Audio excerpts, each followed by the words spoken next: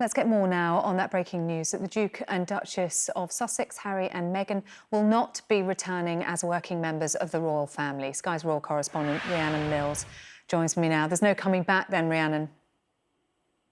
No. So we have just had this statement literally in the last 5 minutes or so. It's not entirely out of the blue, because we know that when Harry and Meghan announced that they were stepping away from royal duties just under 12 months ago now, the Queen at the time said there would be a 12-month review to see how this was working, both for the Duke and Duchess of Sussex, but also for members of the royal family. So we know that discussions have been going on behind the scenes. I will read this statement to you now, in which it says the Duke and Duchess of Sussex have confirmed to Her Majesty the Queen that they will not be returning as working members of the royal family. It goes on to say that following conversations with the Duke, the Queen has written confirming that in stepping away from the work of the royal family, it is not possible to continue with the responsibilities and duties that come with a life of public service. The honorary military appointments and the royal patronages held by the Duke and Duchess will therefore be returned to Her Majesty before being redistributed among working members of the royal family. It then goes on to say, and I have to say this, I think, is the most important sentence of all: while all are saddened by their decision, the Duke and Duchess remain much loved members of the family. Now, in practical terms, what exactly is this going to mean? Well, we know that Harry and Meghan last year announced that they wanted to step away from royal life, that they wanted this financially independent way of life. But what this decision now means is that following those conversations between the Duke of Sussex, and members of the royal family, it means that their military, Commonwealth and charitable associations are now going to revert back to the Queen. So in terms of Prince Harry, that means his affiliation with the Royal Marines, RAF Honington and the Royal Navy Small Ships and Diving. Also, his links to the Queen's Commonwealth Trust, the Rugby Football Union, the Rugby Football League, and also Meghan's association with the Royal National Theatre, which she had been given by the Queen, who was previously their patron. And also, what is quite striking is also they're not going to be able to associate themselves with the Association of Commonwealth Universities. And I think there was some discussion about whether or not they'd be able to keep their links to some of those Commonwealth organisations, but clearly that has also had to go. Now, we've also had a statement from a representative from the Duke and Duchess of Sussex. Their spokesperson has said, as evidenced by their work over the past year, the Duke and Duchess of Sussex remain committed to their duty and service to the UK and around the world, and have offered their continued support to the organisations they've represented, regardless of official role. They also say we can all live a life of service. Service is universal. So I think this shows today that that divide between the Sussexes and the royal family in terms of how they saw any potential future role, any possibility that Harry would be able to keep those long-standing military affiliations, whether or not Meghan would be able to continue to represent the royal family when it came to the likes of the Commonwealth, that has gone. That is over.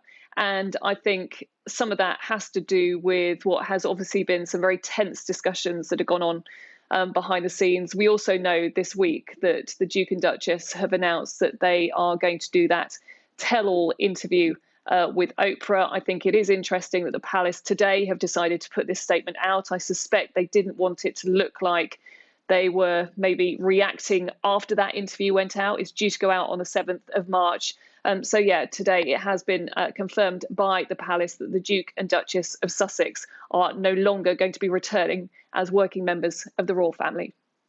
And as you've described, there's been a review process going on over the past year, but given that announcement about that interview with Oprah Winfrey, this is perhaps even less surprising, isn't it? Because to sit and publicly take part in that interview, did that make it incompatible to still be working members of the royal family and representing the royal family on the world stage?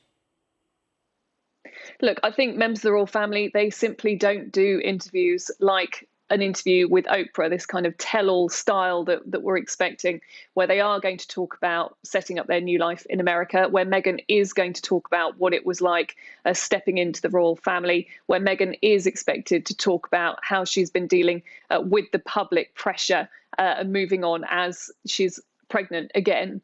And I think when you looked at the fact that they had decided to do this interview, you couldn't help but think that maybe this was a reaction to the fact that the discussions behind the scenes had not been going in the way that they had wanted them to. We know that in the last couple of weeks, Prince Harry, of course, won a court case against the Mail on Sunday, with the Mail on Sunday suggesting that he hadn't been keeping in touch with the Royal Marines in the way that he should have done. And after that, there was certainly a lot of his friends briefing that he really wanted to try and keep hold of those military titles.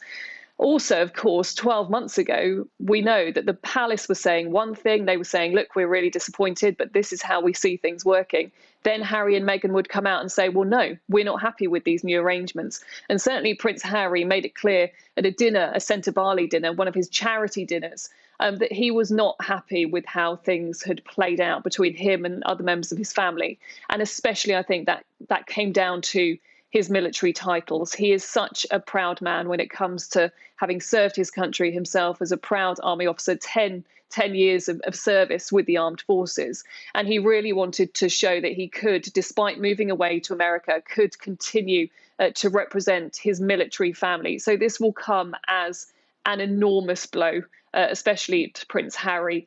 And I think you can't help but read into some of these statements that there is this ongoing rift. Of course, I know that Prince Harry, he didn't do very much to kind of try to play that down when he did an interview in Africa where he was asked about a rift with his brother, and he openly admitted that sometimes families don't get along, and confirmed really that he wasn't getting on with Prince William. But the tone of the statement from the Duke and Duchess of Sussex, they don't sound happy. And that final sentence, we can all live a life of service. Service is universal. You do get the impression that they do feel that they have been pushed to one side and not been able to work in the ways that they wanted to. But also the final sentence, again, of the statement from Buckingham Palace, the royal family, they still see them as very much part of the family. And that final sentence where it says, we're all saddened by their decision, the Duke and Duchess remain much loved members of the family. And I think today, on both sides, there is going to be some sadness about the fact that it has come to this, and that Harry and Meghan have said that there's basically no coming back. And the Queen has agreed that and said that really they can no longer represent the country and represent the Commonwealth in the ways that they wanted to.